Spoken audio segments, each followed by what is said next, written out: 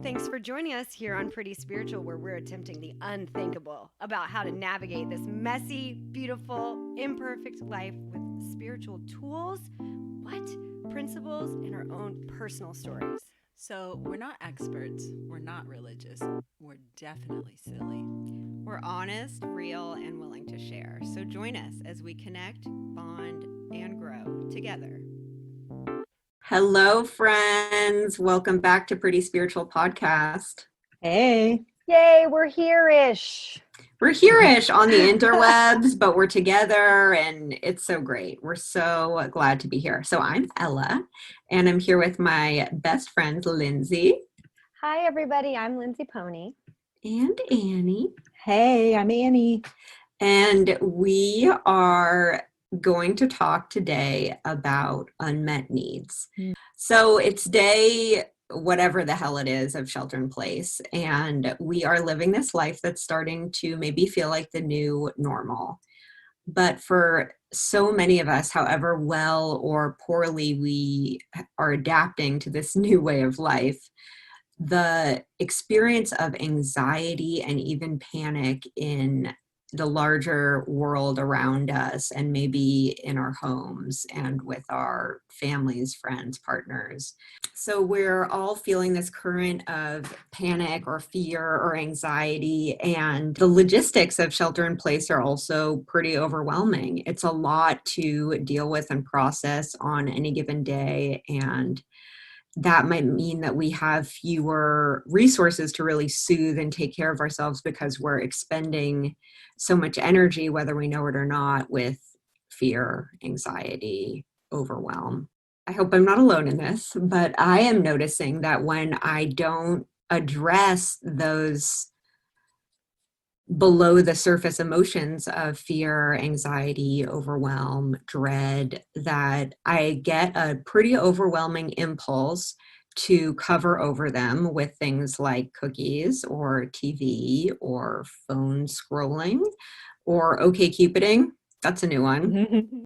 So I notice myself reaching out quite unconsciously for these substitutes. And it's not to say that they're bad. I think it's perfectly acceptable and appropriate to reach for soothing.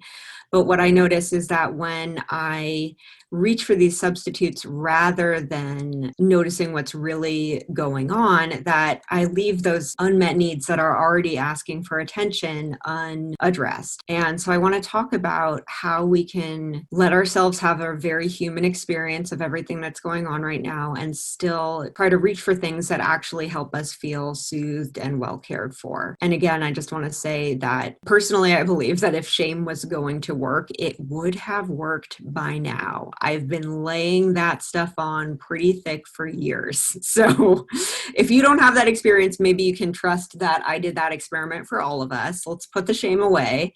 And whatever the habits that we're noticing while we're in quarantine, let's see what we can learn about ourselves from those behaviors. I want to see if we can use our bad habits or inner demons or whatever you want to call those getting away from this impulses. How can we let those lead us home to our true selves and our real needs and our belonging to life, to ourselves, to each other, to this whole situation? So simple, so easy. Maybe we don't even have to say anything. What do you guys think? Solved. Done? Okay, see you next week. Just kidding. Okay, Annie, unmet needs. Take it away. Thank you, Ella. This is a great topic, and in thinking about unmet needs and self-soothing, I've been really feeling scared today, specifically. And usually when I feel scared, well, there's big stuff going on. Obviously, we're in the middle of a global pandemic. So there's this atmosphere of just general concern, fear. Mm-hmm. And a lot of people are really suffering. And then this morning I was reading some news, and there was an article about a young Black man in Georgia, and he was jogging and he was shot for being a Black man running in a neighborhood. And reading the article, I just got so scared and so full of fear of like, wow, what a wild experience that so many people have in this world. And then that got kind of subsumed by the second wave of like, the world's not a safe place. And then thinking about what it means to be a woman in the world, and just I let all this stuff just start kind of overwhelming me and I was really scared, and I could feel that panic feeling welling up in me. And so I'm going to talk about what I did in the tools part, but I wanted to share of like, when I originally wrote this, it was really specifically talking about unmet needs of me not meeting my own needs, as far as like taking care of myself in simple things. Like, I have this creative project I want to do. I'm writing this book, and I kept not doing it and doing other things like, how can I help my wife? How can I do this stuff? How can I show up in this way? And it was really me avoiding this thing that I want to do, that I'm scared to show up for, and that I'm scared that I won't follow through on. And that if I can blame it on me doing things for other people, then it's not ever really my fault for not doing the thing. And so that was really the approach I was taking of thinking about unmet needs, because I had all this discomfort welling up inside of me, and it was because I was mad at me, But then today, this was such an on-point topic, because wow, aside from that, and aside from the fact that I can pause and say, there's all this scary stuff happening, and am I okay? Basically, like, do I have a place to live? Right now I do. Am I have enough food and water? Yeah, I do. Am I physically safe right at this moment? I am. But then my thinking can just take me out of that and be like, no, it's so dangerous. And I also want to say, I realize that I'm weaving together about 800 different sentences right now. But I know that there's some people that don't have a safety net right now in this global pandemic, and they don't know if they're going to have a safe place to stay. And that's really up in the air. And I just want you to know that our hearts go out to you, and that we really hope that you have the resources to reach out and access any local support that's available to you, because you deserve to have that stuff. Thank you, Annie. Ms. Pony, do you want to talk to us about unmet needs? Yes. Hello. Thanks. Thanks, my sweet friends.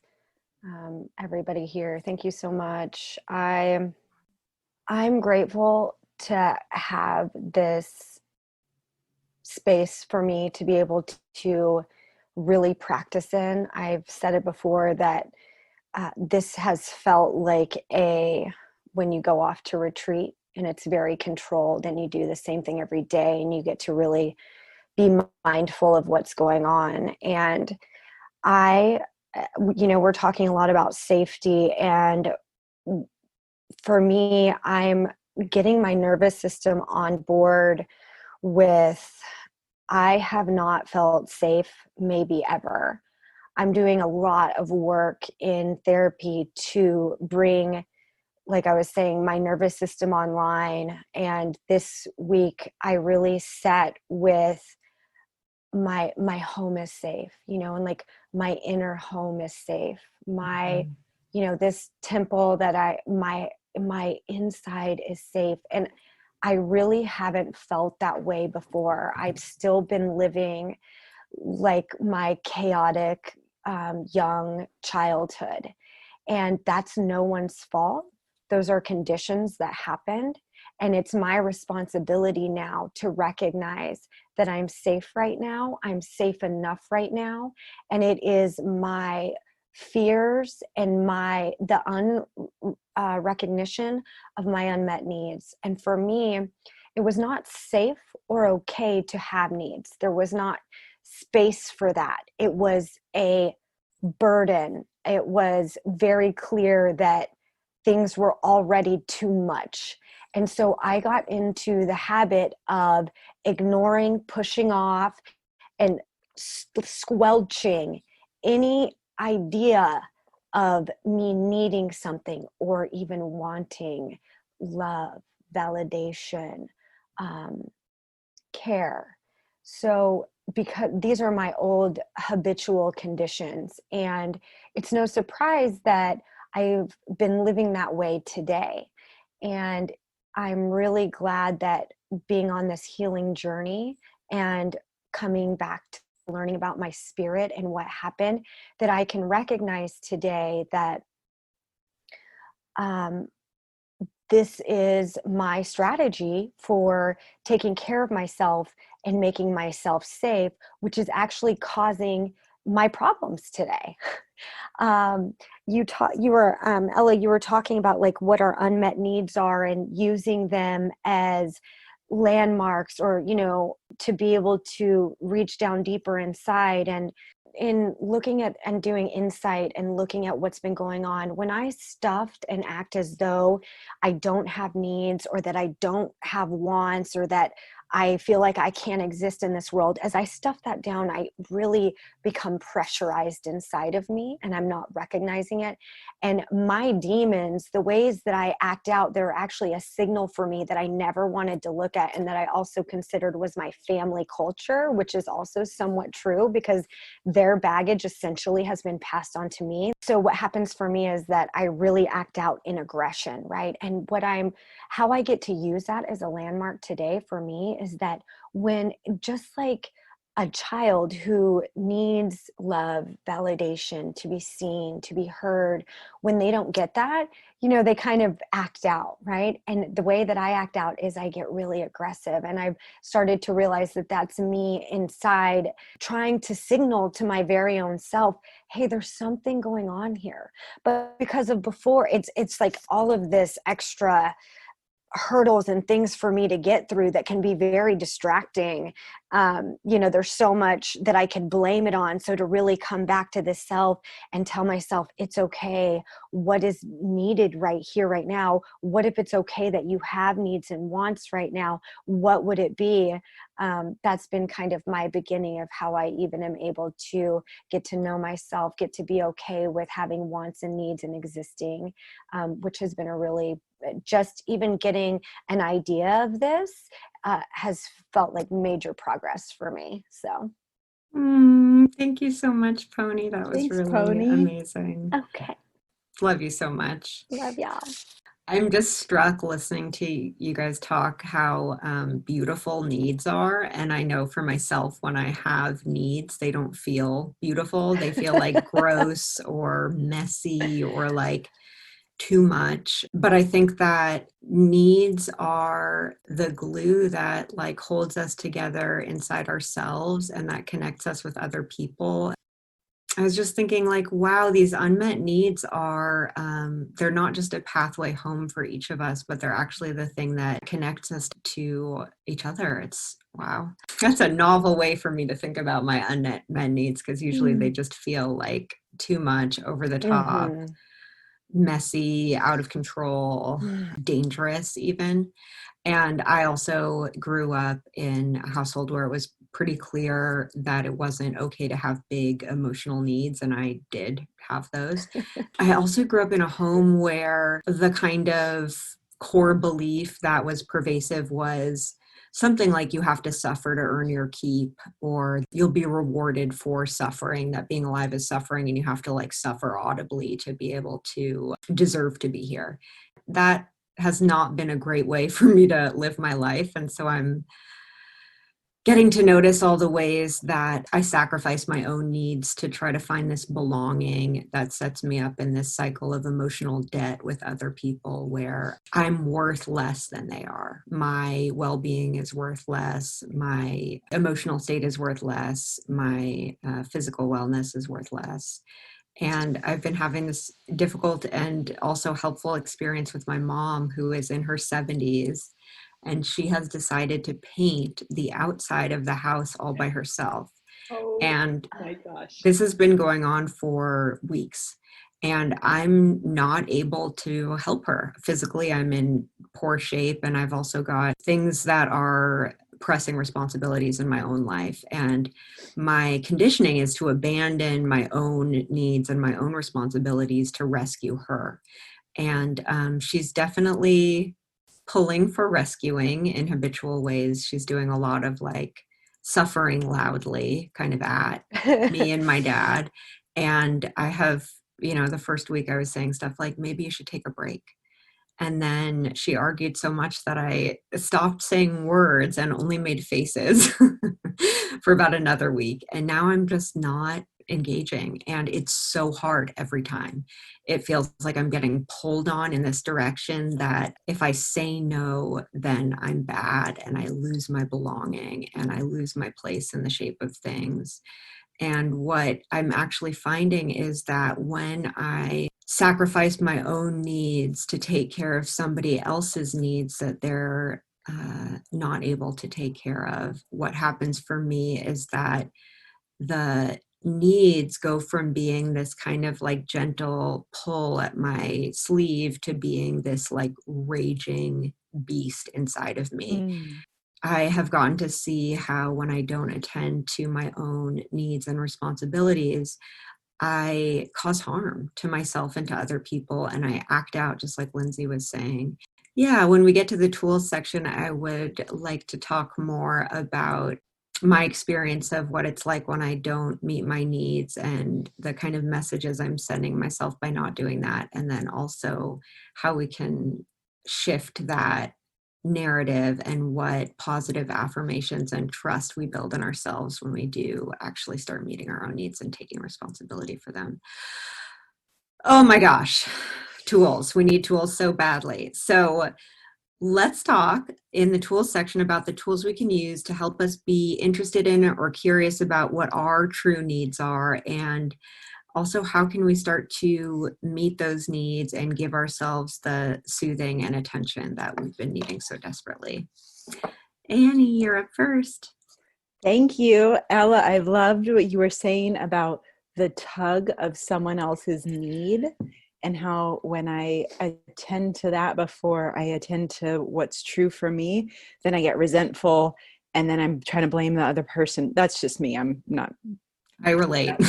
Yeah. Me And too. I've been such an interesting practice to say, how do I honestly attend to how to take care of myself in a kind and loving way that's not, for me, selfish, but also not be pulled into somebody else's need that isn't in my capacity or is actually none of my business.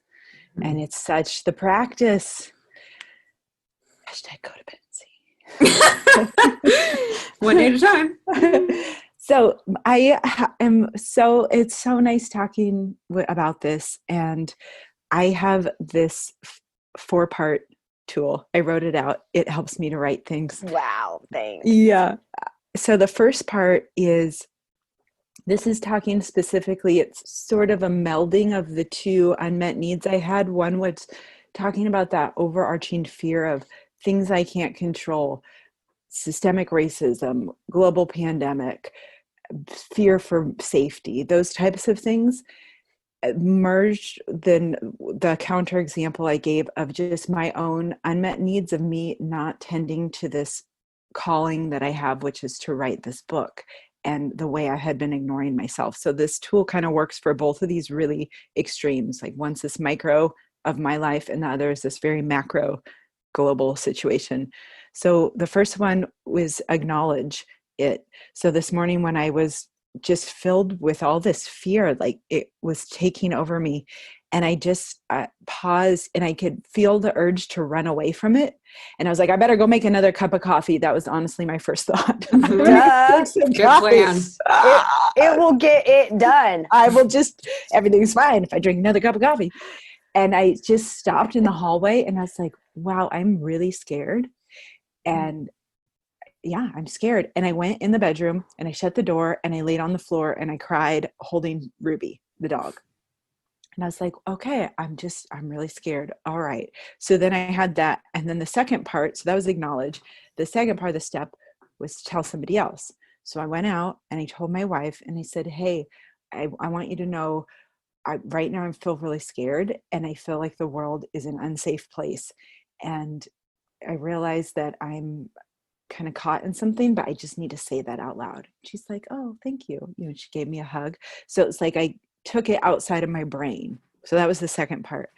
And then the third part, and this is something I want to give a shout out to Mary, who's in our Pretty Spiritual Podcast Facebook group, where we share all these amazing tools.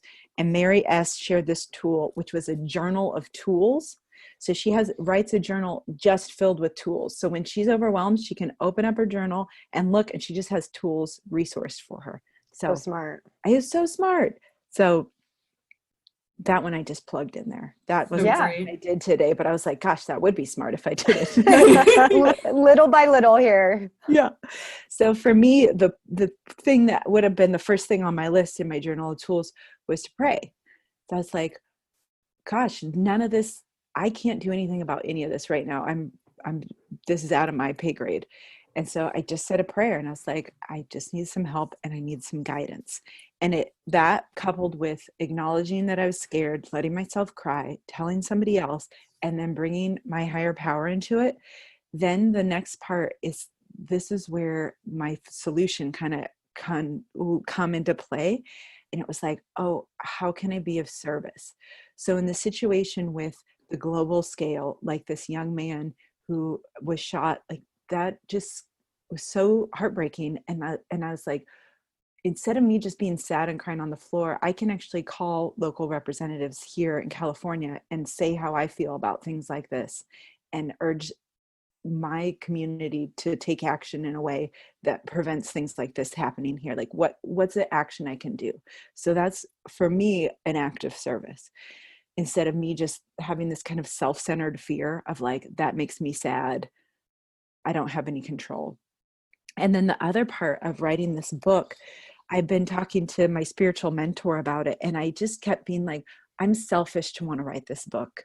This is it's not, because it's, it's a novel and it's fun and it's not like changing the world or any, like, I was like, it's not helping anybody. And she's like, Annie, if you're being called to write it, that's God, that's your higher power, like pushing through you to create something. Like, who are you to judge it even before you do it? Mm-hmm. And so I was just having this thought of this step 4 of this be of service is like the unmet need, that impulse inside that's like, take action, write the thing. Like, what if that's my higher power talking to me? And every time I ignore it, I'm kind of ignoring my higher power, mm-hmm. and myself, which is the unmet need. But then that discomfort comes in where I'm mad at somebody else or I'm scared of the world. And so I guess step 4 is listen to God and take action. And I don't want to scare anybody away by saying the word God. So I just mean that, like that call inside of you that's loud, that's like, hey, do this thing. Annie, write this book. And I'm like, you shut up. That doesn't matter. Go take care of somebody else and do something that's going to count. Mm-hmm. And it's like, what if the action really is listening to that? Mm-hmm. So those are 2 total polar opposites, but it's kind of the same tool for 2 things. And that's all. So great, Annie. Loved it. Thank you, Annie. Those were such great tools. Ms. Pony, do you have some tools for us too? Maybe it's a tool. Okay, let's find out. These are definitely tools that I use for myself. As I was describing earlier, rewriting and making new pathways for myself to be able to allow for wants or desires or needs. It's been really personal. And so that's really all I can talk to as my experience. So I highly suggest meditation. I just want to put a quick plug in for there, because if I don't have some kind of practice, even if that's like a 3-minute practice in the morning for me to sit and listen to the environment of my mind, it's going to be difficult for me to really learn to get to know myself, because my mind's a going, and I really, for me to touch in deeper to this whole other like city and universe and this space, this heart space, my home, like this home that I reside in, that, I really want to tie everything up with a bow. And all I really have are like a bunch of experiences that have been like weaving this tapestry for me to like get closer to seeing that all of the ways that I feel like I can get love and validation from other people is by considering them first, you know, so like pushing, shoving my wants, my needs, pushing them away. And if I consider whoever, then eventually I'll get the love and attention that I need. And so how all of this comes back around is the longer I sit with myself, the more that I keep looking at myself, the more that I allow to listen to myself of what's going on. And especially for me to look at the darker sides, you know, the shadow sides of like, wow, I'm really aggressive with my tone when I'm trying to like manipulate and get someone to essentially love and validate me, which is what I'm trying to do if I really, really look at it. But it takes like a totally different way of seeing for me to even get there. And that's been the spiritual path for me in this journey, and this really big piece for me to see that my way of coping and living was to not allow myself to exist, to have wants, to have needs. So a way that I have been really helping myself to see this is when there's a part of me that I notice is really tensed up and like, no, not that. That is like the area where I've started to shine a light on. Like I was so good at listening to the no, not that, and like pushing it away, that now when I hear that, I bring in compassion and I bring in acceptance and I bring in acknowledgement. So those are 3 words that for a long time didn't mean anything to me. And I really didn't know how to be compassionate with myself. And I get really tender just talking about it, because that's where like my aggressive side came from, that like, if I just like kill this desire or this need, then like I'll be worthy or lovable or okay.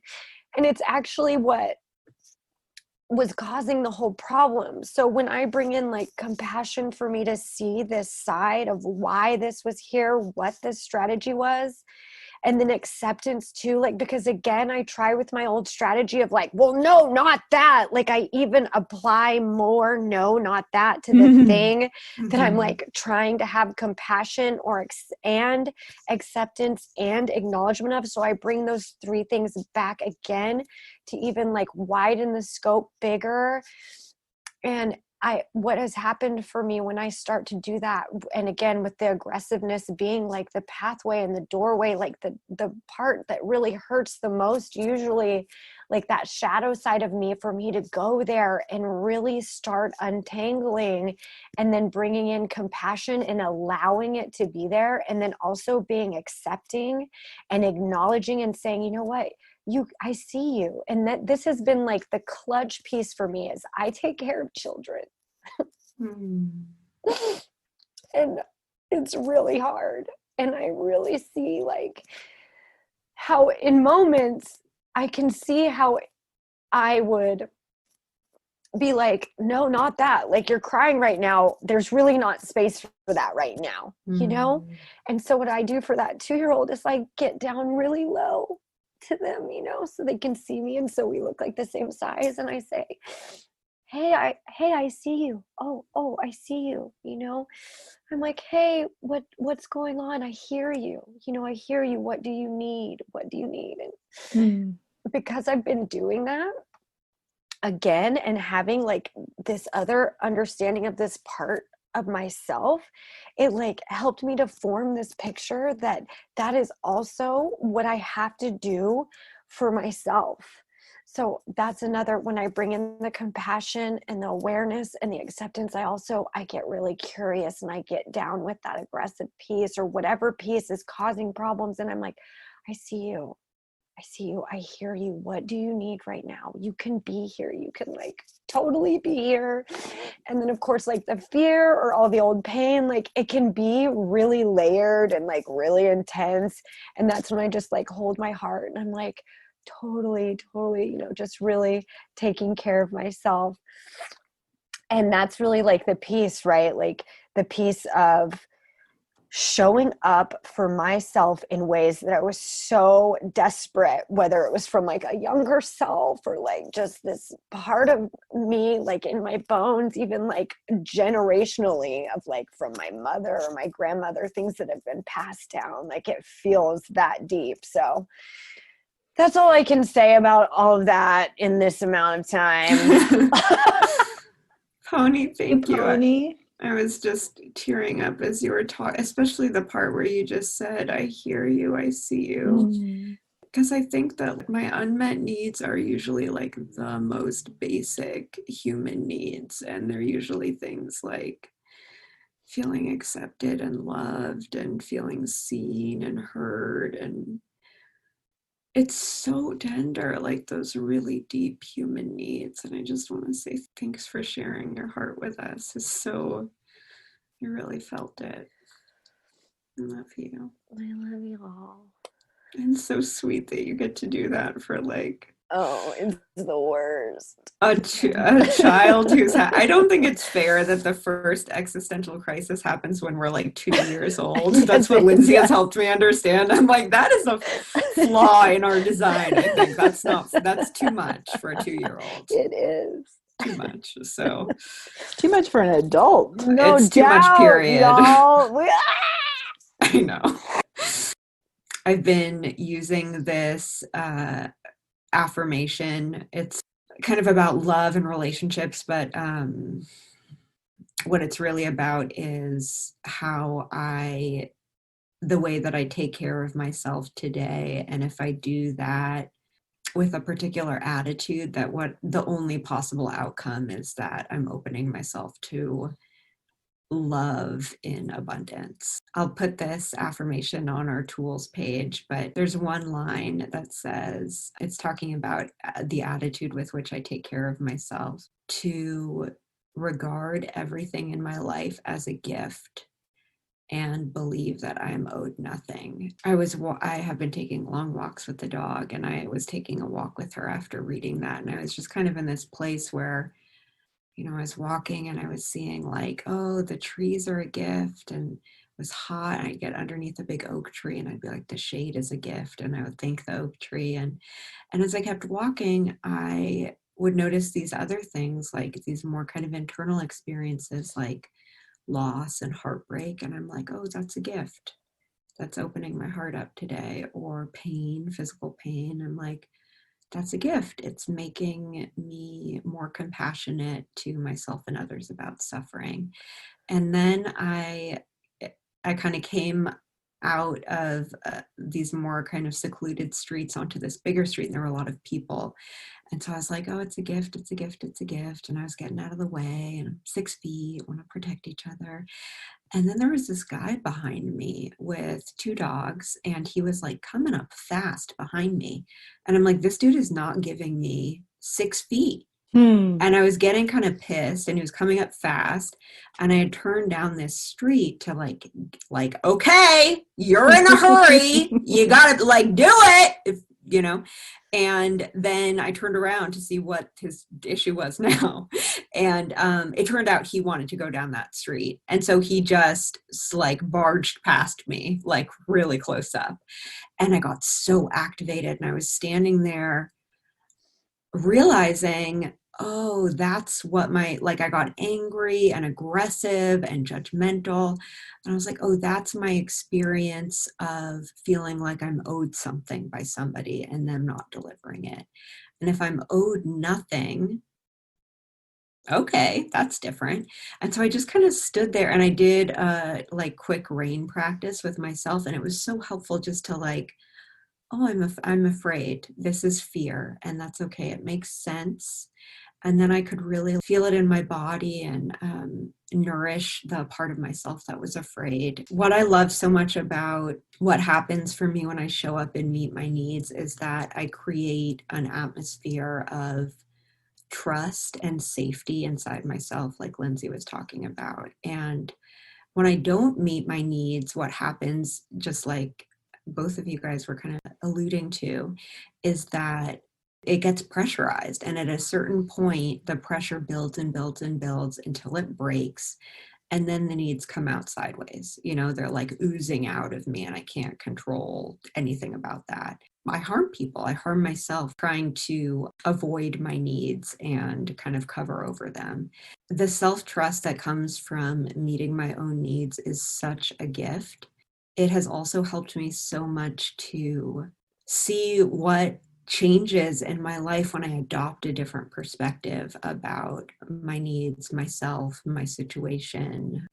I've been getting so much help from making contact with the sensations in my body. And if you are accustomed to living in your head and not visiting your body very much, I relate. And it can be really scary to come into our bodies at first. And I think the reason it was so scary for me is because I had literally decades of unmet needs that were like, had been demanding my attention and not getting it. And so by the time I finally was like making contact, they were pissed. They were like, where the hell have you been for the last 25 years? And I'm like, I don't know, I'm leaving again. But over time, like Lindsay was saying, with meditation and like coming home to our alive bodies and the way it feels in here, we can change that atmosphere to one of safety and care and trust and tolerance. And then what happens, for me at least, is the things that I'm afraid of. Yes, there are these like bigger global concerns right now that cause fear. And I believe that if my physical safety were threatened right now, say by coronavirus, that that experience and those tools would aid me in meeting whatever that would be like. And in the smaller everyday ways, it's like when we're afraid to tell the truth to someone or afraid to own our needs with another person, what's really happening isn't like we're afraid they're going to affect our physical safety. What we're really afraid of is they are going to react in such a way that causes a sensation inside our bodies and maybe causes thoughts inside our brains, and it's like, oh, I'm scared of like a literal set of physical sensations. Like that's how they could like harm me, is by like me having feelings inside my body. Then it's like, once you're not afraid of that, it's like the whole world is possible. You know what I mean? Like, anyway, and so that is something that I really like to remind myself when I get afraid to own my needs with other people, is that I get to tell the truth, what's true for me, and people get to make of that whatever they will. And then I get to be responsible for like meeting and tending to and caring for whatever comes up for me. And that's not terrifying anymore. It just feels appropriate. And that is such a miracle for someone who abandoned herself on purpose for years and years and years. Wow. Okay. This was a totally different episode than it was last week when we recorded it. So hopefully it's been helpful to someone. Can you guys let people know where to find us on the interwebs? And Yes, I have something to say. say it all, Annie. Please. We really want to connect with you on Facebook. We started a Facebook group. We have a page, Pretty Spiritual Podcast, on Facebook, and there's a private group. So our page shares all the news and meditations and videos that we make and stuff like that. But the group is a private group that you enter. So everything you post is private. And so we've got this really sweet community. There's about 60 of us right now. Awesome on there. They are awesome. People share tools. There's cute memes about dogs. Oh, so important. Okay. Thank you, Kelly. Post your pictures of your animals. Yes. Lindsay's desperate. I am. But it's so sweet because it's all people who are on their own version of a spiritual journey. And we're all sharing what it's like, our triumphs, our challenges. And it's this like safe way for us to communicate. That's really wonderful. So come and see us there. That's my speech. It is so awesome.